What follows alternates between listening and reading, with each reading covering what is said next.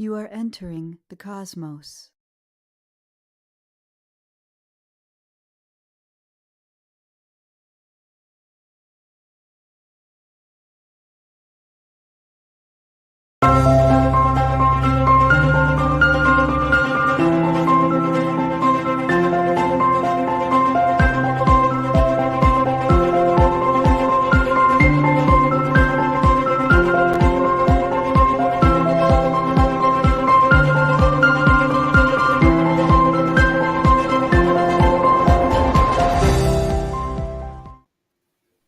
Good evening, Cosmos. I am your host, Renee Jaworski. Thank you for joining us for another episode of Off Stage.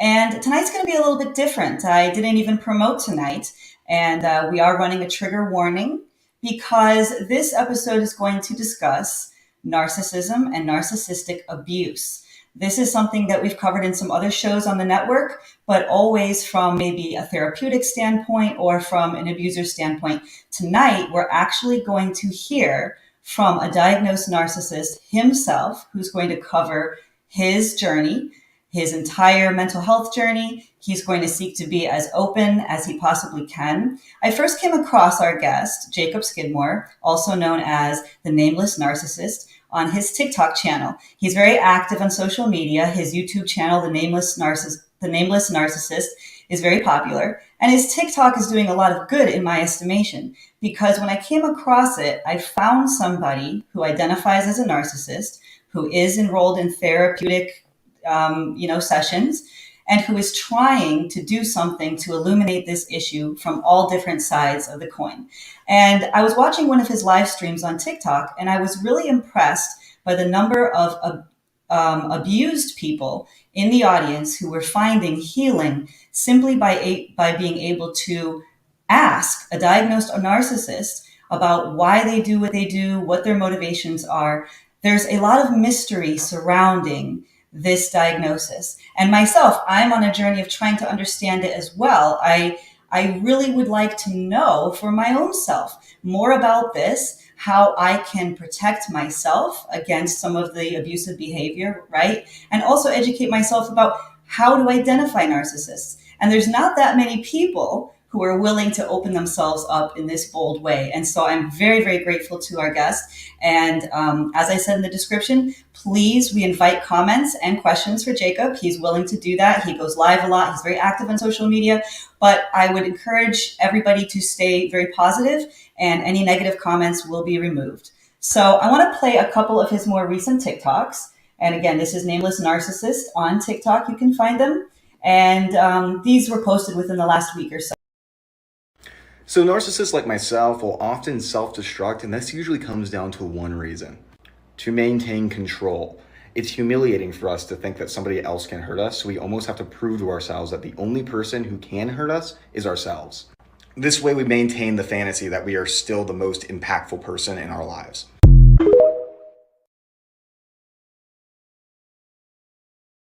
As a diagnosed narcissist, I feel constantly fake.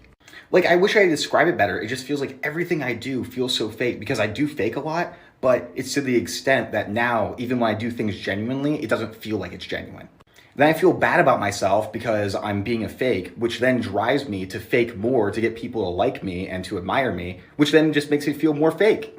As a narcissist, I'm not even sure if there's anything genuine about me other than the fact that everything I do is fake.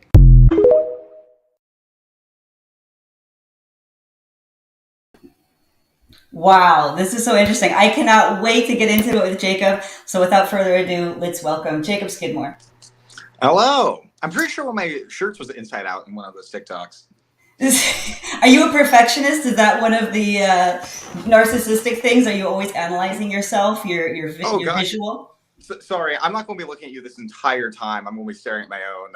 Well, that's narcissism, right? You're just admiring yourself right now, okay? Well, one thing that I learned, I do want to say, one thing I learned from watching your channel and all of your content was that there's a lot of self-loathing that I didn't expect to find in someone who suffers from this disorder, that you're actually nitpicking yourself, but not always in a way of self-congratulation. A lot of times it's a self-loathing and a hatred of yourself. Can you walk us through that seeming dichotomy and that paradox? Of course. And like this is something that I feel like it's hard for me to describe to a lot of people. And to me it seems like so obvious, but I understand how it's not. So narcissists are grandiose. We think we're better than everybody else. But that's a big step away from self-loathing. My internal monologue is thinking, why did I do that? That was so stupid. You're so much better than this. You're better than all these other people that are doing the same thing. Like, how could you possibly do something like that? This disorder isn't about loving yourself. It's about hating yourself, but coping with it by feeling like you're better than everybody else. Okay, so this is a self-defense mechanism that you acquired early on, possibly in childhood, as a result of being abused yourself. Yes. Amen. Yes. Okay, that's right. So for me, I think that was one of the reasons I really did want to talk to you because as we know, social media right now is very much into narcissists are the new monsters. Stay away from narcissists and all that. For myself as a pragmatist, I don't know that that really works because if we don't understand a narcissist, how can we possibly, I mean, what are we supposed to do? My background, by the way, is that I used to actually work with death row prisoners for the same reason. I wanted to reach out and find out about people who were different than myself because in this world, I feel that everybody has some type of a value. And when I came across your social media, I found that so many people were being touched by your openness and your actuals. Strangely enough, it's a type of humility because you're willing to admit all of these things that make people really triggered by your pure existence. I mean, just by you existing. And I also thought you really could just keep going on with your life like the majority of narcissists and never mention it. You never had to mention it. You ended up going full throttle. And I want to talk a little bit about the compassion that I felt for your childhood. Do you feel comfortable talking a little bit about where you feel the origins of your disorder are? Briefly, sure. Okay. I like because I do have a lot of I did have like not a super pleasant childhood. I don't want to get too deep into it, Of course. but it basically I was made to feel defective as a kid and feel like I was not good enough. I felt like love was conditional. I always felt like I felt like it was kind of stupid that people would think, oh, love is conditional. No, like love can be taken away so easily. Love is a carrot on a stick that people hold out in front of you and tell you to behave. One of what people can't take away, they can't take away your achievements, your achievements, your accomplishments, your experiences, stuff like that. Right. Exactly. Okay. So moving forward, when did you first start to notice that as a result of your abuse, you were different than maybe some of the other children or the people around you? I would say my first hint is I don't remember my exact age, but I was young. It was between the ages of like 8 and 12. I'm not somewhere in that time. And I remember being at a funeral and I would look around and see everybody like being like, they're acting how people do at funerals, right? They're crying and stuff. And I'm thinking, oh, well, they're just being dramatic. That person's doing it for attention. That they don't actually mean it. Oh, that person's just doing it because they feel this need to fit in. They know that people are supposed to do this, so they're doing it. And I was like confused, but at first I was like, oh, that's just them. But then eventually I was like, well, wait, maybe it's more about me than them. Right. Right. That was Right. the earliest thing. Okay, excellent. So, what were your relationships like? I mean, it doesn't have to just necessarily be romantic, but did you start to notice some kind of erosion as soon as any relationship, friendship, family, romantic, and when about would that have been? What age? Yeah, like because like I always knew I was different from people just because like and how I interacted with people. Like I always describe people as this. People always felt like they were like these machines, right? That you type a number in, you get a number out. And I didn't really know how the machines worked, but I knew what number to type in to get out. And it felt like other people would go in and just slam on the machines and get out random numbers. I felt like people were just the way that people interacted with people were just. It felt on it. If I'm being frank, it felt stupid to me. That's part of the reason I thought it was so grandiose. I thought I was smarter than people. Right. And so then when it came to my friendships, I thought I was doing everything right because I was so calculated. But I would notice that they would that all my friendships eventually would go off in a storm because they wronged me or abandoned me or betrayed me. Betrayed, that was the big one. Okay, betrayed is a big one. Is that a sense of projection where you feel that you betray people, or is that from the conditional love that you received as a child? Do you think? It's what I'm always trying to figure out, honestly. Okay. I personally, I think it's the hypervigilance from childhood. I think it's like I'm so conscious of, well, this person doesn't like me anymore, so screw them, I'm cutting them off. Right. But I'm sure it could also be to some degree projection, because I'm always like, oh well, I'm willing to cut this person out on a dime. They'll be willing to do the same to me. So I think it's a mixture too. Right. So you're always very cautious. Can you trust another individual, or are you always a one-man army? Nowadays, I try my best to trust people, but I'm not quite there where I can genuinely trust people. Okay. All right. Where did your therapy journey begin? Around what age, and what was the impetus that really compelled you to seek help? This is a funny story for me because it's almost stereotypical. So basically, I was dating this girl, and I ended up cheating on her with this girl that I was on and off with for a very long time. Let's call this girl Sarah. So me and Sarah were dating at this point after I left the previous girl. And so I go to therapy to prove to this girl, Sarah, I'm like, look how healthy I am. I'm working on myself. Aren't I great? I'm awesome. I'm working on myself by going to therapy. That relationship didn't last, by the way. So Sarah breaks up with me, and I'm sitting there thinking, why did I do that? The question has haunted me my entire life. Why did I do that? Why did I leave this girl that was really good for me for Sarah, who had just hurt me my entire life? And I also started to realize that my childhood wasn't great. I started to realize that I didn't operate the way other people did, and that way I was unhappy. So I stayed in therapy, and eventually I was diagnosed. Wow. What was that moment like for you? Was that a freeing moment, or was that a moment of panic or self-judgment? See, it's funny because for me, I didn't really care, honestly. I did care, but I was proud of it. I was like, wow, yeah, I'm a narcissist. I can manipulate people. I'm like, yeah, I am the best. I deserve to be a narcissist, right? But I do want to say that a lot of narcissists, when they get their diagnosis, the ones that just aren't in denial, there are a lot of them who actually fall into deep depressions of shame about it. They're like, I can't believe I hurt so many people. I can't believe that I'm evil like this. Would you say it's almost like a spectrum, almost like autism is considered a spectrum? Yes, I would. I think it's more accurate. I think there's basically it's like you can be certain amounts of narcissistic, then there's like a cutoff. But then once you get to that cutoff, that is pathological narcissism. The presentations are as many as there are people who are narcissists. I'm going to be way different than any narcissist you'll meet, and every narcissist that you meet will be way different than me. Okay. Can you talk a little bit about manipulation? Are you always there? Is there like a nefarious part of you that they always talk about? When you meet a new person, are you thinking supply? I'm going to abandon them. I'm going to the discard. Are you actually thinking about that, or is that a subconscious movement? Talk us through that a little bit. So, so nowadays, honestly, it's a little bit more Machiavellian than it used to be. Let's talk about supply. Well, I prefer the term self-esteem juice, by the way. But basically, I know that I need that attention. I know that I need people to regulate my self-esteem, or I'm going to feel like crap about myself. So I am a little bit more Machiavellian about it nowadays, but it was very subconscious back in the day. And when it comes to abandonment and discard and stuff like that, or Hoover, whatever, all those terms, I have never gone into a situation thinking, yes, I'm going to abandon this person. Yes, I'm going to discard this person. Yes, I'm going to hurt this person. It's always just been about, and if it's a romantic partner, usually I'm much more in the realm of, oh, I think this might be my perfect partner ever, stuff like that.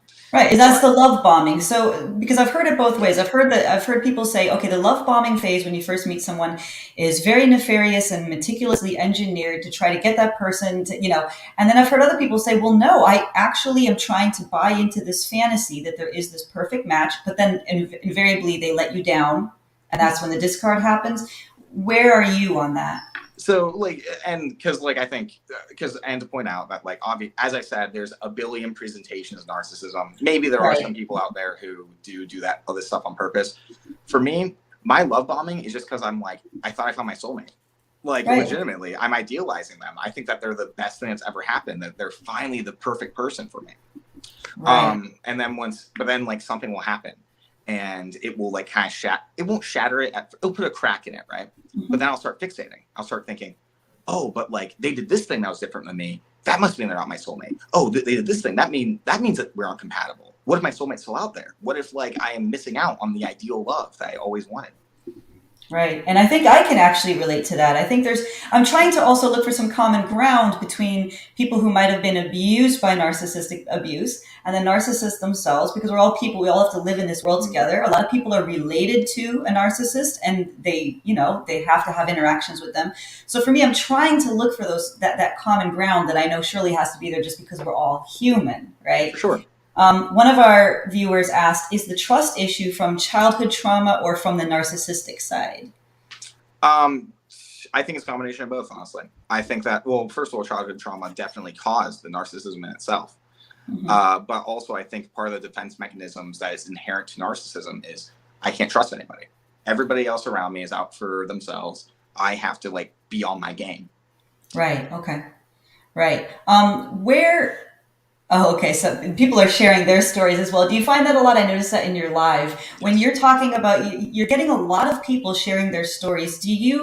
I don't know how you experience emotions, but do you feel any sense of responsibility to give back to the community because you are a narcissist and you feel maybe you have abused people in your life? I mean, is there any sense of responsibility there? That's an interesting take. Like, and I want to clarify before I say what I'm about to, is that I do feel so narcissists have alexithymia. We are very bad at identifying our own emotions. So I'm not exactly sure what I am feeling, but I do see a lot of people sharing their stories, or hell, other narcissists like myself, being like, you help me accept your diagnosis. And I feel like I think it's a good feeling, honestly. And I like that feeling and I am chasing after that a little bit. But when it comes to my obligation as somebody, I do not feel an obligation to help people because I am a narcissist. It's something I am doing because, well, I mean, I have a lot of reasons, but one of them is like, I'm just trying to feel this out, honestly. I'm trying to feel out this genuine altruism. Right. Okay. What was, so I guess my question would be, if when people like right now, people are sharing their stories about how they were abused. Yes. When you see that, are you able to empathize? Is that something in there with you? I don't know, because every now and then I'll hear a story of somebody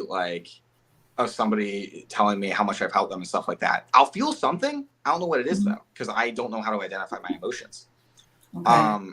I don't really feel like, but then when it's like somebody like some people just say like, oh, just the bad in their stories, stuff like that. I don't empathize with that.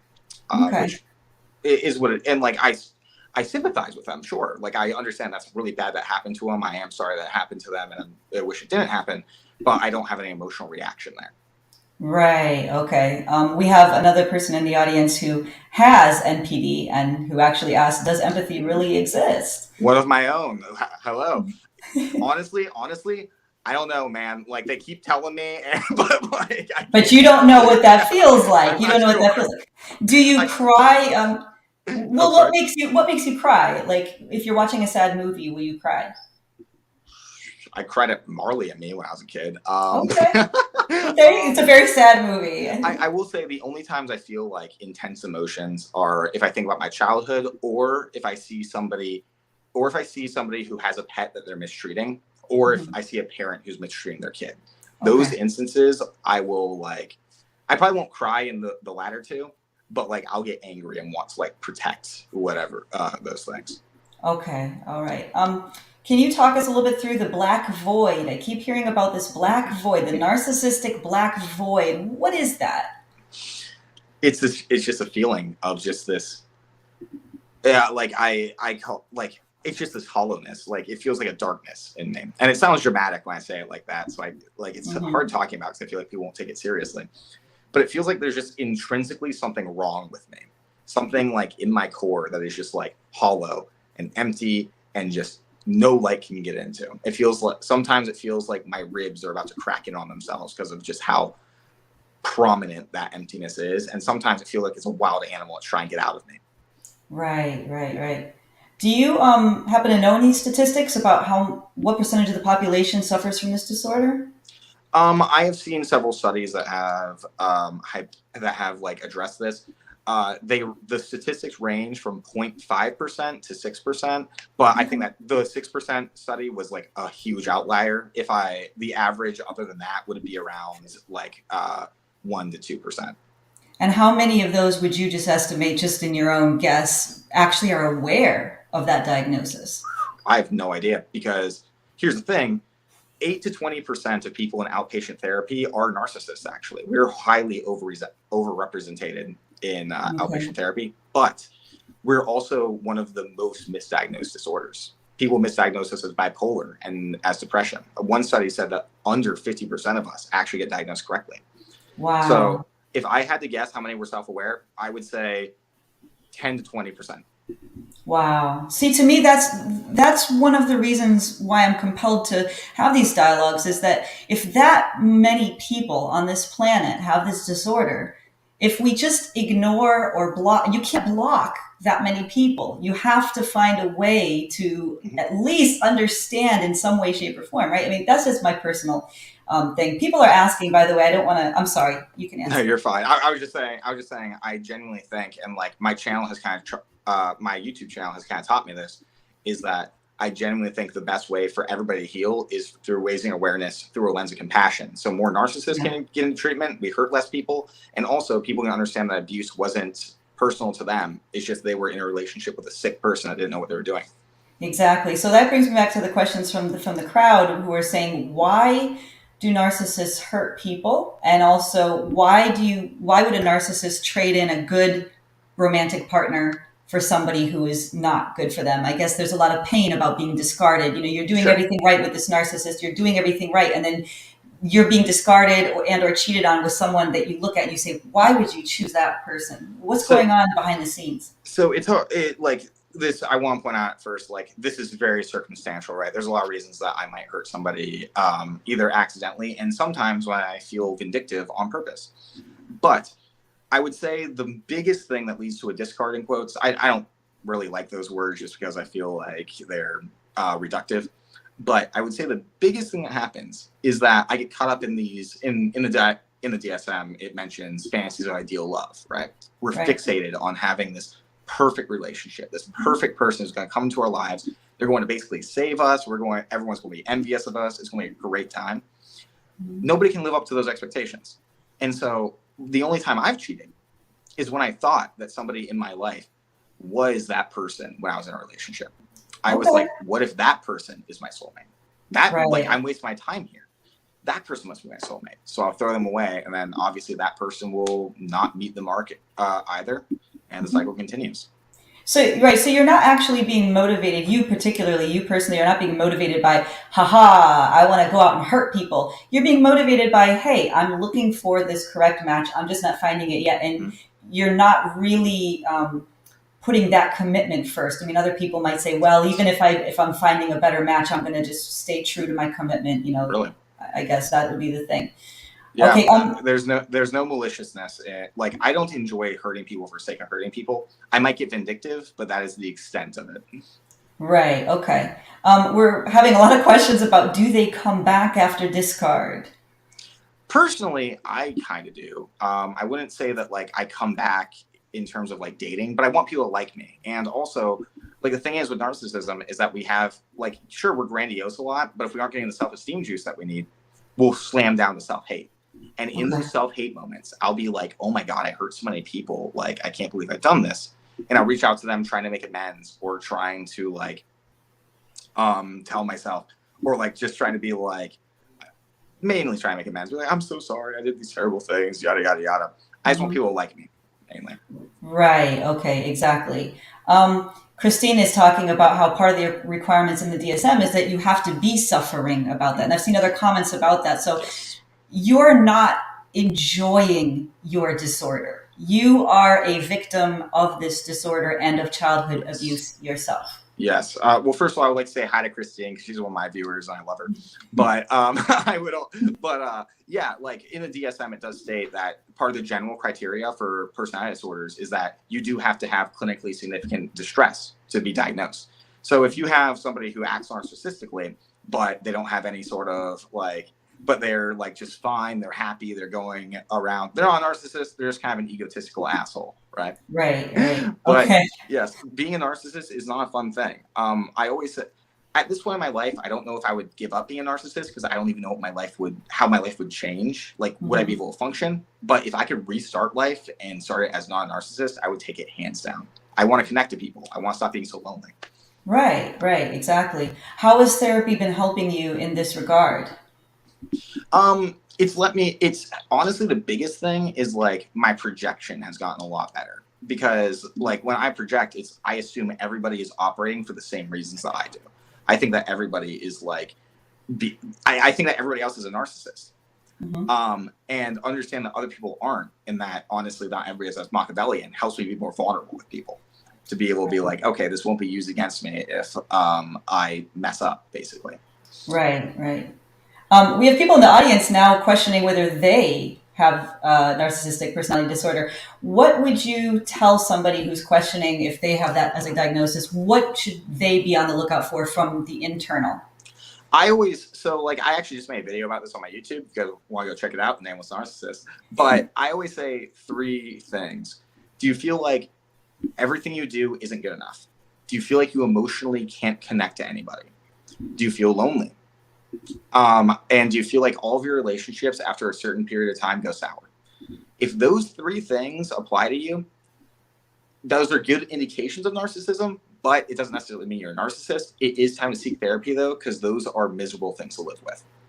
Okay. And do you think that therapy, what would you tell somebody suffering from this? What kind of therapist should they be on the lookout for? Because a lot of therapists, of course, have been abused themselves, or they're very triggered by dealing with someone with this disorder. So Yes. How do you find the correct match when you're dealing with a counselor or a therapist? Because that is an issue. People with cluster B personality disorders are very, very often, they can't, like, a lot of therapists don't want to treat people like me. Right. Which, that's within their right, whatever. Seek out somebody who specializes in the personality disorders. Because there's even some therapists who would be willing to treat somebody like that, but they are not, they don't have a good enough understanding about how to treat it in order for you to get your money's worth. So make sure that whoever you contact has a specialization in personality disorders, basically. Okay. We're getting to questions. We did address this at the beginning, but for people coming in now, when did you realize that you had the disorder and what made you want to start the healing process? For people who are just showing up now. Brief recap is that I was in a relationship that I wanted to impress the person that I was with. And so to prove to them that I was healthy and working on myself, I went into therapy. Then I go into therapy. They break up with me, and I'm like, well, my life's kind of messed up, and I don't know why I do all the things I do, and I'm always miserable. So I guess I'm staying. Right. There you go. Somebody's asking, did you ever try to create a perfect image to show to your significant other? Are you ever afraid of disappointing them? Constantly. I'm afraid of disappointing everybody. Like, I'm constantly, it feels like a constant, because like everything I do feels like a performance to some degree, even right now. And I'm terrified that people want to see through it and see that like I'm a fraud and that I'm not a real person and that I'm just like boring. That's the big one. I'm afraid they're going to think I'm boring and not interesting and not worth having around. Right. What is your main motivation in a relationship? Someone was asking, is it just sex? Is it just money? Is it always something superficial? No, not at all, honestly. I always say this because, well, one, narcissists typically don't go after material things when it comes to relationships. It's usually more about like self-esteem regulation. For example, like they'll date somebody that has high status, right? Right. But for me, though, I don't really do that anymore. I don't date for status anymore. For me, it's because like I could go to a bar and get all the self-esteem juice I need. I could go to a bar. It's like, haha, I'm going to make everybody laugh. Now I feel good about myself. For me, it's all about those fantasies I deal with. I think this is going to be the perfect person for me finally. Is there any overlap with SLAW? I don't know if you're familiar with SLAW, Sex and Love Addicts Anonymous. It's a division of Alcoholics Anonymous, and it's called SLAA. Cool. If you Google that, they talk about it's supposed to be sex and love addicts, people who can't live in a world without an idealistic version of romance, and they're constantly cheating or having multiple partners, just lying a lot, just always trying to look for that. I was wondering if you were If you That sounds interesting, but I've never heard of it. I know. okay, no, It's that's called Slaw, you okay. said? SLA, yeah, Sex and Love Addicts Anonymous, or it would be like one of the 12-step programs. I will look into that. Yeah, just look into that, or there might be some overlap. Now, there's a lot of, you said it's very hard to diagnose this disorder, and it sometimes maybe can mimic other disorders. Can you talk us through uh, versus autism versus bipolar versus depression versus codependence? How is it different So than some of these? So the big thing that sets it apart. Oh man, that's a big question. I would ask somebody, do you feel like a social chameleon? Do you feel like you're constantly hiding who you really are, your true thoughts and feelings, trying to basically appease whoever you're around to make them feel better about you? And I'm sure there's some narcissists who like aren't conscious that they're doing that, right? Mhm. But for me, it's always just been like this game of like, how can I get this person to like me as much as I can? And I'd be willing to just kind of sacrifice parts of myself in order to be like, oh, well, now you'll approve of me. Now you'll think I'm better than people. Because Right. like other people with disorders, they'll mask to hide their Mhm. symptoms. We mask ourselves because we're ashamed of ourselves. Right, right. Okay. So let's go back for a second when you talked about dating for status, because I've heard both ends of this. I've heard narcissists say they date for status, and then I've also heard the other one, which is that they have like one supply, I guess is the word. They have one supply that's like a lower status who will be obsequious and do anything they say, and then they have the one that's public for show.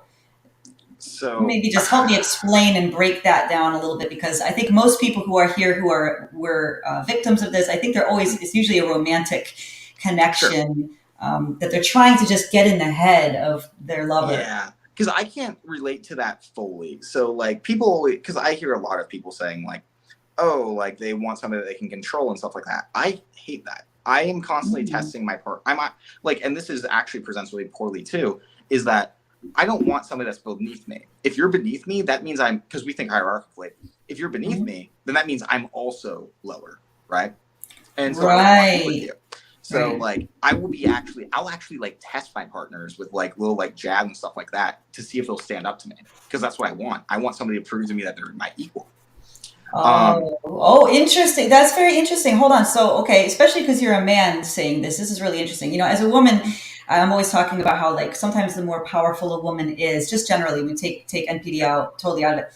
A powerful woman sometimes has problems finding a romantic partner if she's heterosexual, because a lot of men want the obsequious sort of person. It's interesting to me that you're saying that you almost want the iron sharpening iron. You want someone to sort of butt heads with you a little bit because then you respect them Yes. more. Is that what it's about? I want us to be the best couple. I don't want to be the best partner in the relationship. There's only two of us. I want us to be better Okay. than everybody else. I want to So include them in my grandiosity almost. okay. So this goes back to love bombing. I'm starting to peel. I'm having some aha moments here, because this is really interesting. This is what I was hoping for, and I think everyone in the audience right now is. We're on multiple platforms, by the way, which is why some people can't see some comments unless I highlight them. We have a lot of people watching us right now. We have a lot of people all over the world. It's Glad. it's it's wild to see it because we're on 4 different platforms right now. But I just wanted to say it's interesting because I guess what you're saying is there's at least a part of a relationship. Maybe it's a phase. Walk me through this, but where your grandiosity is now being subsumed into the greater relationship where you're idealizing the partner just as you idealize yourself. Now, let me ask you a question. Is there a turning point where your self-loathing then bleeds into how you now start Ooh. to abuse? It's almost like the way you're admiring them, you're admiring yourself, but now you also suffer from the void, you suffer from self-loathing. At a certain point, if you're close enough to them, are you abusing them almost as a projection about how you're, or an extension of how you're abusing yourself? See, it's honestly that's a great insight for me. Like for me, it's hard for me to say like per se, Mm-hmm. but it's like I, it's almost like I'm. Oh man, that's a really good question, because I do think that's probably part of it, right? People around me basically like I'm trying to project all these like negative aspects about myself, but I don't. That doesn't happen consciously, is what I'll say. It's Right. more. It's more of just again, I said it earlier, just like oh my god, they're not living up to my grandiose expectations. They must not be my soulmate.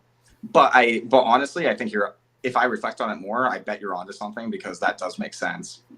Right, exactly. That is really interesting. Somebody saying, as an LGBTQ plus woman, I agree with Jacob on this one. I'm seeing a lot of other narcissists in the audience who are really confirming a lot of what you're saying, even though we want to remind everyone that everyone suffers from this disorder in a totally unique way. Just as people are different, snowflakes are different, that kind of thing. Now, my next question, which is really important to me and to a lot of people that would be watching this, is okay, if you're not a narcissist and you what are you supposed to be on the lookout for when you're on the dating scene? Maybe you're dating or you have a friend, or maybe you're trying to get into business with somebody. From the outside looking in, how will a narcissist present? Ooh. So this is interesting because, okay, so this does get really hard because here's the thing is that narcissist, part of our disorder is this thing called hiding the self, right? We're basically putting on this persona at all times in order to like hide what we find really shameful. But I did ask one of my very close friends about this who has known me for like years. And she said something I found very interesting is that everything I did was so performed, even if it was like something that was ostensibly bad about me, if it made me seem powerful or like significant and stuff like that, if anything for attention, if it was just larger than life, like that's what to look out for, is that there's nothing that's like mediocre or okay. It's either the worst thing in the world or it's the best thing that's ever happened. Right, definitely. Yeah, I've heard that too from other people as well. Now, you just posted a TikTok recently about this where you kind of examined when and how you tell someone you might be meeting for the first, not the first time, but early on in a relationship. How do you make that reveal? Why do you make that reveal when a lot of people would just say, fuck it, I'm not, I'm just never going to tell. I'm just going to keep doing this. Why do you feel the need to tell them, if you're such a monster, right? I mean, that's what why would you do that? I'm just thinking about it practically. So and then what's the response? And then what is the response? What happens? So for years I did hide it because I was like, well, okay, I know how narcissism is viewed. So if I tell people, they're going to react poorly. And so why should I tell them? Screw that. Right. Yeah. Honestly. But eventually, as I got into the dating scene, I kind of realized it's like, how are these people supposed to be able to handle me if they don't know everything about me? Also, I want to be understood. And not only that, but it's like, they deserve to know what they're getting into. How does a relationship work if they don't know that I'm a narcissist at the end of the day? So I make it a point to tell them before I get into a relationship. And the reaction is mixed. I would say it's like a 50-50 of people who basically don't really care. And then there's the people who then start to view everything you do. And for any narcissists out there, I want you to keep this in mind for when you do tell people, because I honestly advocate for not shouting for the rooftops. Just telling people like, they are going to start viewing everything you do through the lens of narcissism. I used to like make grandiose jokes, basically being like, but yeah, because I'm better than everybody, haha, and everyone laugh and be great. And that was fine until they learned I was a narcissist and that my grandiosity was part of my disorder. My humor was how I coped with it. But now that I'm a narcissist, it wasn't okay. And so I hope that everybody keeps that in mind if they plan telling somebody that they're close to about their disorder. Right. What about narcissists dating other narcissists? I never have before, but I do have some close friendships with other narcissists. And here's the thing. If we can view it, because again, hierarchical thinking, if we can view each other on separate hierarchies, but like parallel to each other, it's going to be great. Best friendship I've ever had. But both me and her are very conscious all the time of like, if we feel like we are competing with each other, things are going to get south real fast. Right. Now, I know a lot of people keep asking, we get the most common question I'm seeing is, why do you hurt people? Why do you hurt people? I know you mentioned this a little bit earlier, but you're saying it's for someone who is a survivor of narcissistic abuse, it's not personal to them. What you're saying is that this is a disorder. This is how a narcissist acts with everyone. This is how you are. This is your personality. And I want you to explore a little bit more with our audience about what that means to have a personality disorder. And what does healing look like? What are the actual optimistic and realistic outcomes for that? So it gets complicated when it means to have a personality disorder, right? Because per the DSM, it's that we have alterations in our cognition, how we think, and how we perceive the world, right? You guys are going to see things that you're going to see as innocuous, and it's going to have like huge significance to us. For cluster B, it's that basically everything emotionally is like over the top. Like everything's always a lot for us. It sucks. Trust me. Another a way that I've heard it described also is that, like, you know, you guys can act narcissistically at certain times, right? It's like you just get a promotion. Obviously, you're going to be a little bit grandiose about that. Awesome. Yeah. But we can only act narcissistically. It's like you have a set of tools, and narcissism is one of your tools. It's the only tool that we got. And so we're going to be acting narcissistically in every situation. And that rigidness is kind of what makes it the personality disorder. Right. Now, narcissists are known for being very charismatic, very attractive. I mean, that's something that people, yes, CC. So you do get, right. So, and like Hollywood is full of narcissists. I mean, we have, you know, I hear that all the time, that to be a performer, sometimes people have that little streak of narcissism in them, or not a little streak, but narcissists can be very successful in whatever chosen career that they have. And so a lot of people I've heard say, look, I know my partner is a narcissist and I'm willing to deal with that because there's so much else about him or her that is attractive. What would you say, because you're from the inside looking out, would you recommend to someone who is not a narcissist and who's a very well-meaning, good-hearted person, would you ever recommend that they actually settle down with a narcissist? Do you think that could ever have an outcome that is beneficial for the non-narcissist? So personally, I think that we kind of, because like I get questions like this a lot, right? It's like, oh, can two narcissists be in a relationship? Can a narcissist and a non-narcissist be in a relationship? Maybe. It depends on the person. I feel like we need to start looking at people outside the lens of their pathology and more so towards like who they are as people. They could, like as I said earlier, every narcissist will have a wildly different presentation. You have to ask yourself, what are you willing to put up with? And what is this person offering? Instead of asking, can I make it work with a narcissist? Okay. People are asking about, after a discard, do narcissists miss the supply that they discarded? Yeah. Like it depends why, if I'm being honest. But like generally, because I'll have like, I'm going to bring it around to like some of my friendships. I'll have like an angry blowout at somebody because I feel like they wronged me or betrayed me. And I'm too proud to ever reach out to them again, right? It's like, yeah, screw you. I don't need you anyway. But I'll get like drunk and I'll be like, oh my God, I miss them so much. Stuff like that. Okay, is that the real you? Like when you're drunk and when you're missing them, is that the quote unquote real Jacob? I'm not sure if there is a real one. Okay, there's too many, right? You're not sure where the real one is. Yeah. Honestly, like it feels like I always describe myself like people talk, like I hear an autistic person talk about masking, and I'm like, what do you mean? I am a mask. All I am is this performance. It doesn't feel like there's anybody underneath. Wow. And I just heard a really famous actor. I don't know who. Gosh, I'm blanking on his name. It's not Leonardo DiCaprio, but it's someone that famous. And I heard him say, he said, there is no, I think it was Jim Carrey. I think he said, there is no Jim Carrey. Everything is a performance. Everything is a mask. And I know he was talking about it as an actor, but I now I'm wondering. That's what it feels like, is that like, I just am an actor. I just am a performance in my own life. Yeah. With the real Jacob Skidmore, please stand up. And it's like, they're all standing up and they're all sitting down. It's like, nobody really knows. Do you tend to this perfectionism thing that we talked about at the beginning, but are you always analyzing, auditing yourself, your performance? Like after this performance or after this broadcast, are you gonna analyze it and be like, oh, that you did wrong? Or oh God, yes. Oh yeah. Oh yes. I'm surprised you actually like picked up on that, because like, yeah, like I'm going to be thinking about everything that happened during this. I'm going to be thinking about in my head and running over and over in my head. What could I have done better? Well, oh, I messed up there. Like her reaction wasn't what I expected it to be right there. Oh no, like I screwed up there. I could have done this better, et cetera, to the point that I can't rewatch anything I make, even my TikToks, because I'm so afraid of seeing it and being like, I messed up that part so badly. Right. And that's the self-loathing that I keep hearing about. And I'm trying to connect to that. I'm trying to understand what that's like. Is your brain ever able to rest and turn off, or is it almost what's your inner monologue? It's constant. It's constantly trying to basically, it's a constant stream of worries, honestly, of like, oh, like I wasn't the best there. Like I'm not as happy right now. What's wrong? What did this person do? Does this person hate me? This person just acted weirdly towards me. For me, there's not really a rest. And actually, interestingly enough, there's a study that actually shows that people with NPD have a higher latent amount of stress hormones than people with generalized anxiety disorder.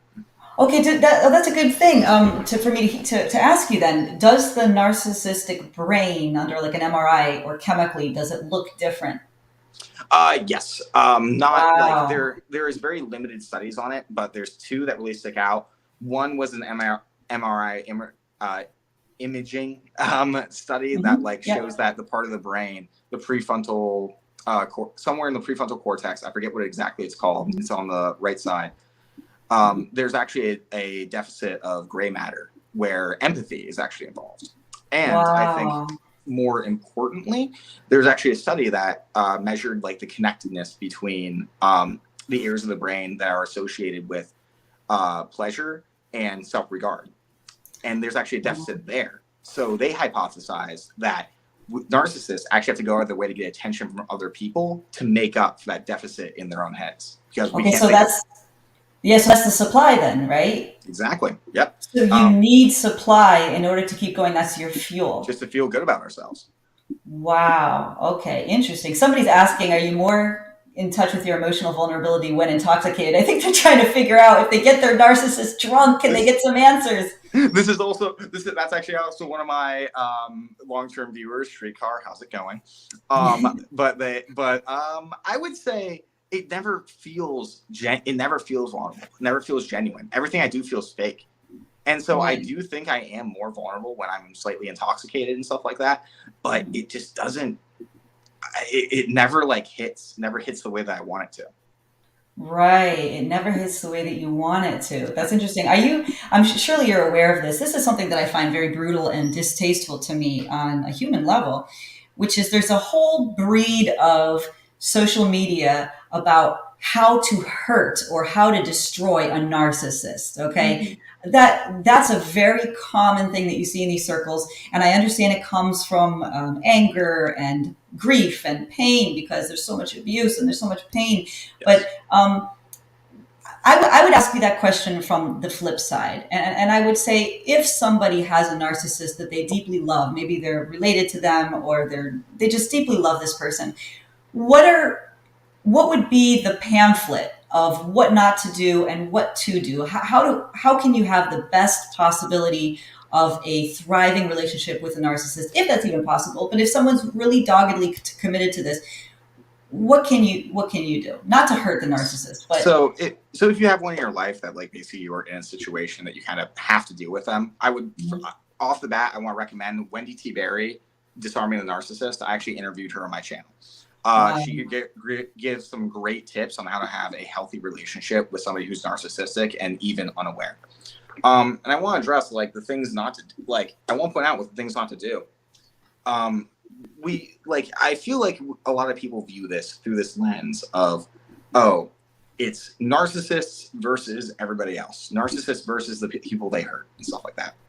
That's not the case. We are just a huge group of people who are all hurt, and this kind of revenge mindset is just going to perpetuate a cycle of abuse. right. I feel like we really have to work towards being like treating each other, recognizing that each other are people, and working towards all of our healing as opposed to anything that has to do with revenge. Right. That's what I feel too. I'm not really sure. I think it's just it feels like a mob mentality to me, or maybe they're trying to get somewhere. What occurred to me is that there's sometimes they're trying to get back at their ex who hurt them by, Well, I feel like anger is like a healthy part of the healing process. And I feel like okay. that's kind of the place that they're stuck at. And I feel like a lot of the social media out there kind of perpetuates that and keeps them in that area, Mhm. but doesn't allow them to move on from it. Right, right. That's true. Somebody said the Bachelor's Guide on the. Okay, sorry. I think might be about You're something fine. else.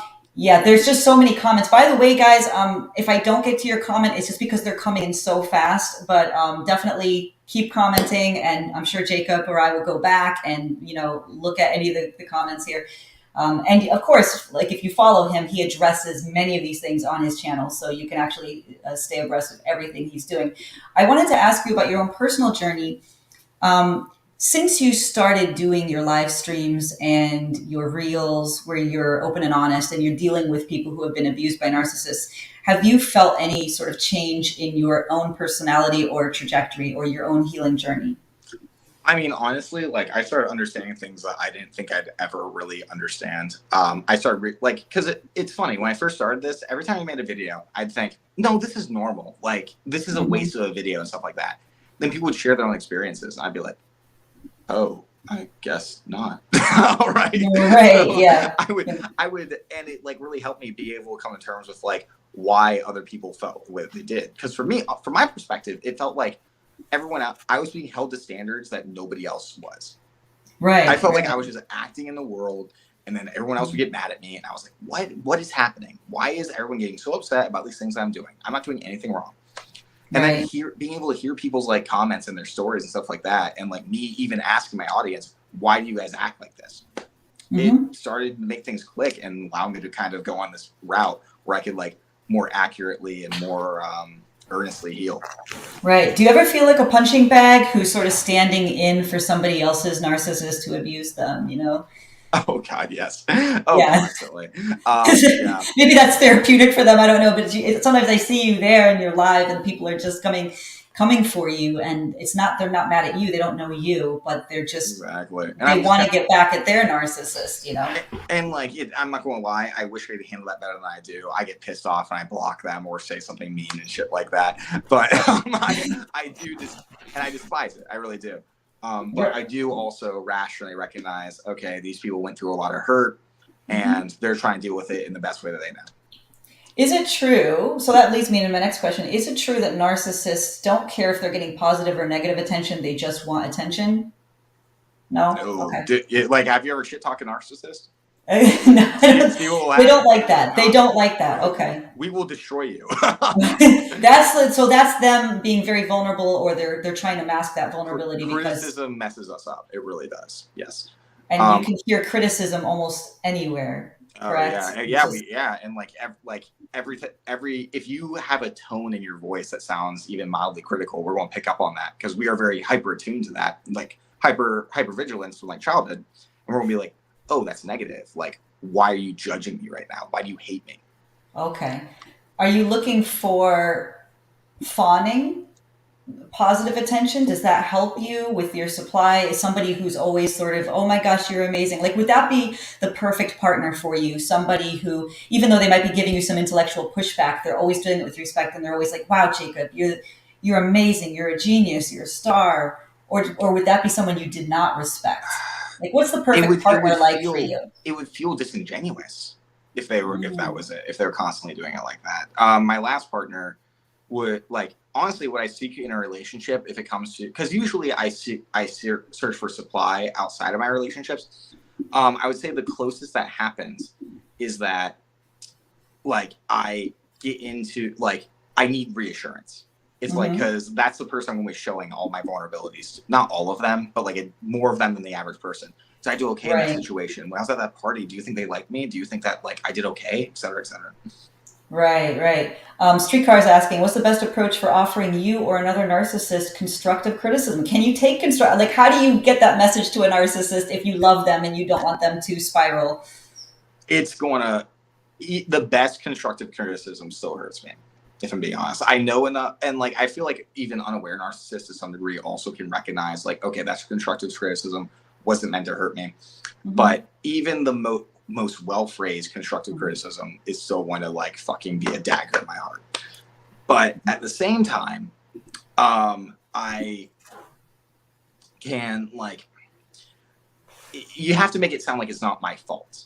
You have to separate from Hmm. me as much as you can, or at least praise what I'm doing instead. Like it's like, oh, you're doing that really great.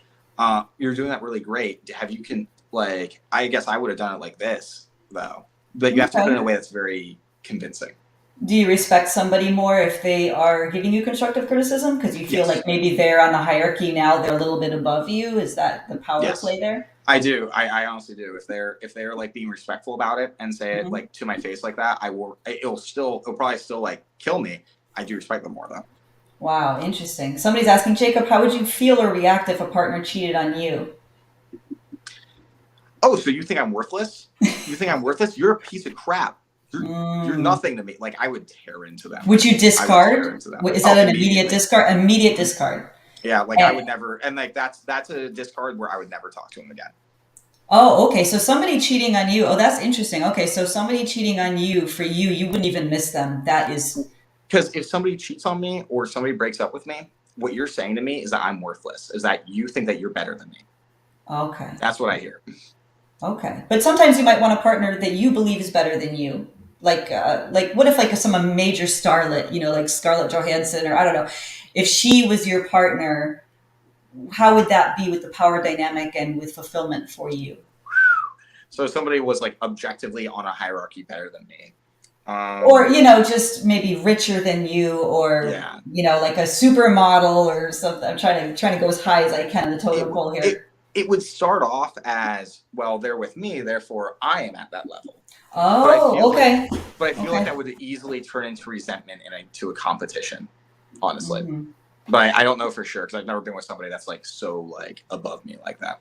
Right. Can someone, if there really is a beautiful, innocent, kind-hearted individual who loves you unconditionally, is that someone that you would be able to stay with and be fulfilled by indefinitely? That's the closest I've ever got, actually, because for me, the people that I am most attracted to when it comes to like genuine like wanting to be with them Mhm. is like people that I view as like innocent and like pure and good, because Mhm. I'm like, oh, they're the good that I can never be, and I feel this need to Okay. protect them even.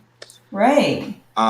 But it also turns into, but those all people are also people who like don't stand up to me and stuff like that, so that also becomes an issue.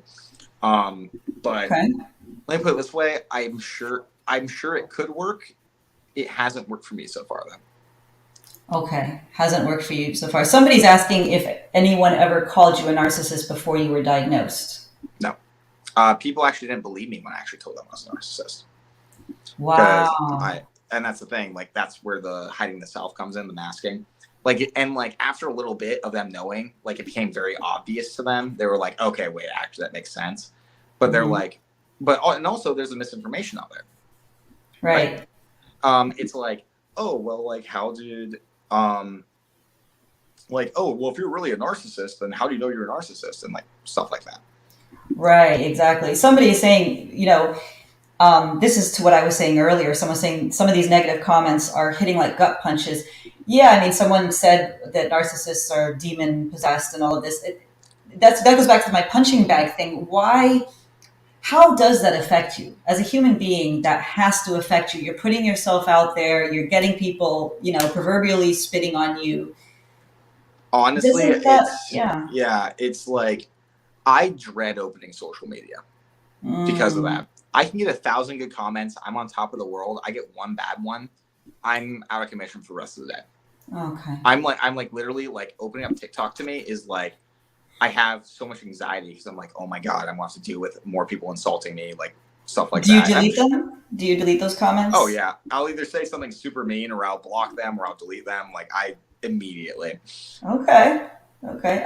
Someone's asking, does a narcissist need a codependent? I hate codependence. I Okay, mean, talk like, us through that. That's interesting because like this stuff is not commonsensical. It's so interesting because you're saying stuff that a lot of times is counterintuitive to how someone who's not a narcissist would see things. So talk yeah. us through that. Because again, like I mentioned this earlier, is that like I feel like I want somebody who's my equal. If somebody is like just going along with everything I say, you're not my partner. You're my sycophant. You're like Hmm. beneath me. I can't be with Right. somebody that's beneath me. I want somebody that's on equal level with me, and we're better than everybody else. But if you're just like going along with whatever I say, then it's like, well, you better be really pretty so people envy us for self-esteem juice, Right. because Yeah. there's no reason for me to be with you. Right. So paint that picture for us of your perfect romantic relationship that you would want to stay in and that would fulfill you in whatever way you can be fulfilled. Oh my gosh. I mean, it's just like a soulmate, right? It's like somebody who is like super intelligent, who is independent, who is like successful, somebody who like people will watch us walk down the street and like be envious of our relationship because of how great both of us are together. Like just anything you can imagine that is good about a relationship, like apply it to that. That's the fantasy of ideal love right there. Right. Like I do have fantasy about that sometimes, and often, honestly. Well, But can you give us an idea of like maybe a celebrity? Think of a celebrity that we would all know. Like, who would be that celebrity if you could just pick and choose anyone from the world, and this is going to be your wife, the mother of your children? I'll be honest. I don't have celebrity crushes, like at all. Like I think that might be part of my narcissism because I don't look up to anybody either because of my narcissism. I think that might be part of it is that like I look at celebrities with contempt, thinking they're rich, not me. Okay. That's cool. Okay. Cleo said, are there narcs who threaten to leave instead of begging you to stay, or does that self-sabotage sound more like psychopathy or borderline or antisocial PD? Sorry guys, I'm not pronouncing this properly. But so basically, narcissists are more likely to threaten to leave than any other disorder. Our mindset, because we do fear abandonment, but our mindset is, well, I'll leave you first. Because that means that I'm better than you if I leave you first, right? I'm higher up in the hierarchy. It's like, well, I left you, therefore you're bad. If I feel like I'm about to be abandoned, I'll be like, all right, I'm out. I can do better anyway.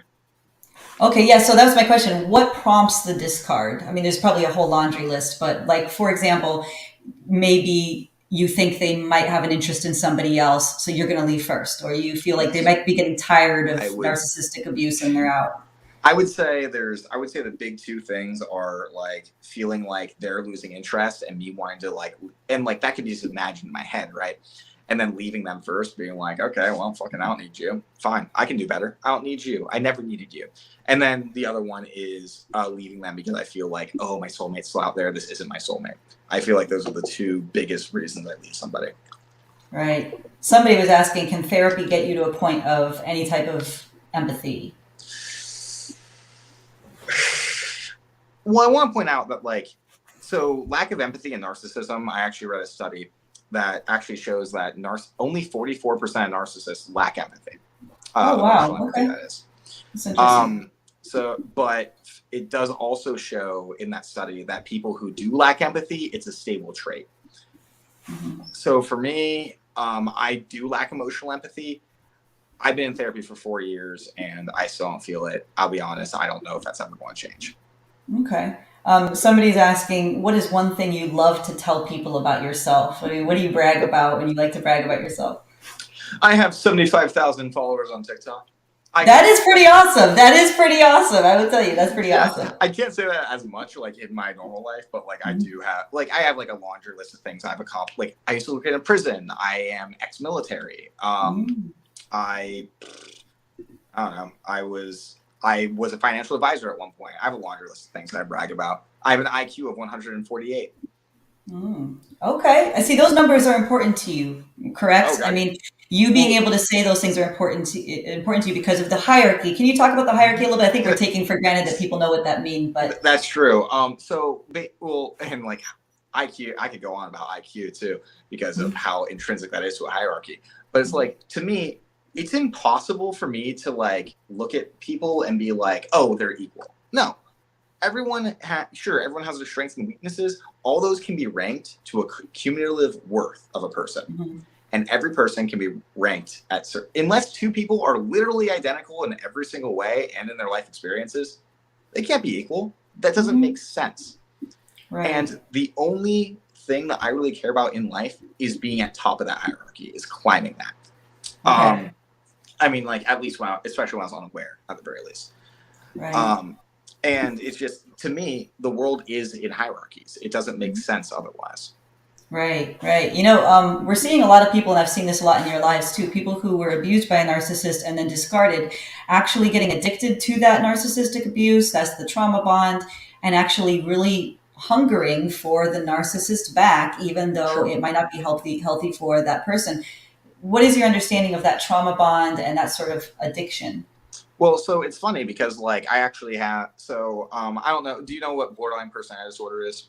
I know, I've heard of it so much, but I would love for you to walk us through that because I want to understand it. Borderline personality disorder is another cluster B disorder. And basically their whole nick is that their fear of abandonment is way stronger. They have way more intense emotions that are basically how I describe it is narcissists. We have unstable self-esteem, which results in us having unstable emotions. Borderlines have unstable emotions that results in unstable self-esteem. So we mirror each other in a lot of ways, and our defense mechanisms play into each other in really terrible ways sometimes.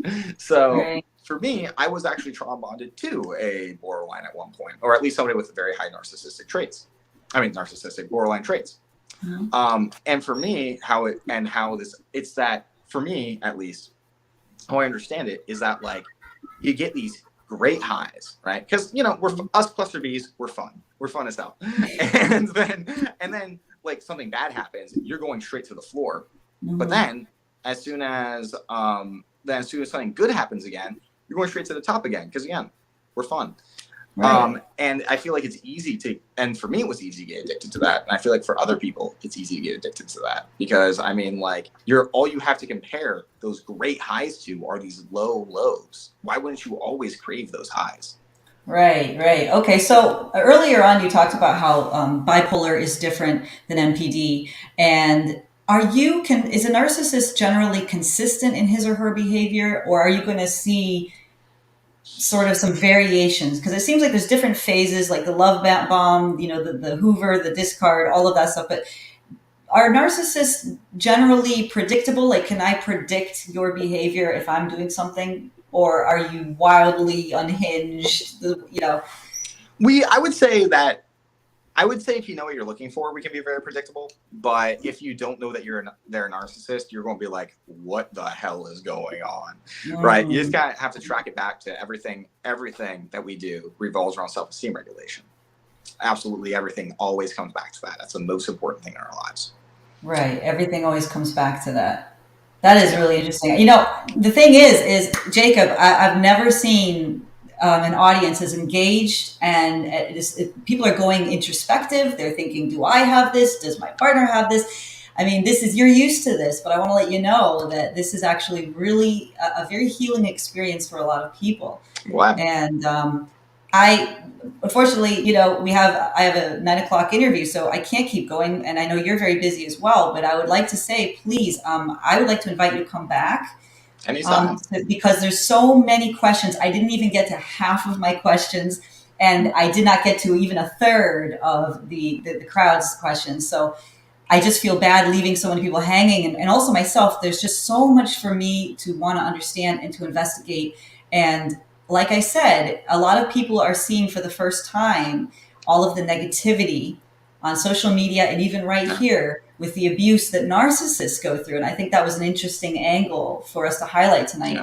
Yeah. So if we can promise people that we will come back, because I told Jacob, I said half an hour because that's what was allotted, and as you can see, Yeah, I we've was gone. when we got to like 45 minutes, I was like confused. I was like, I thought I'm this was so only supposed to be a half sorry. hour. No, I like know, I and I didn't mind, but apologize, and yeah. I totally apologize because I know your time is Okay. invaluable, but I just the comments are coming, Sure. and it's like we can't keep up. It's just, and for myself, I feel so enlightened right now, and I feel so interested in going deeper. So I really hope that we can reschedule or Sure. schedule a second conversation. Anytime. Hit me up anytime. I will try to make some time to work. Oh, thank you so much, Jacob. And can you shoot out I'm going to put your link tree, and of course, people know about your YouTube. Is there anything else that you want to promote right now before we let you go? Honestly, my YouTube is the most important thing ever. I actually can talk about this stuff in detail, and that can actually offer some insight into my disorder. That doesn't like water it down. Like honestly, the Nameless Narcissist on YouTube, or just Google me. I'm everywhere. Yeah, the nameless narcissist. And also, I saw on TikTok, I didn't play any of them, but a lot of other narcissists and also victims of narcissistic abuse on TikTok do a lot of reactions and duets and stitches of your stuff. And some of it's actually really confirming what you're saying, and then some of it is not so nice. And, my heart goes out to you for that because we're all human beings. So Yeah. that really does suck. So hopefully this has been a positive experience for you. I think for I almost enjoyed it. everyone here, this was great. So thank you, Jacob, so much for joining us. And we'll end this broadcast, but we will promise everybody a part 2 as soon as we possibly can. All right. Well, yeah. All of you have a good day. All right. Bye.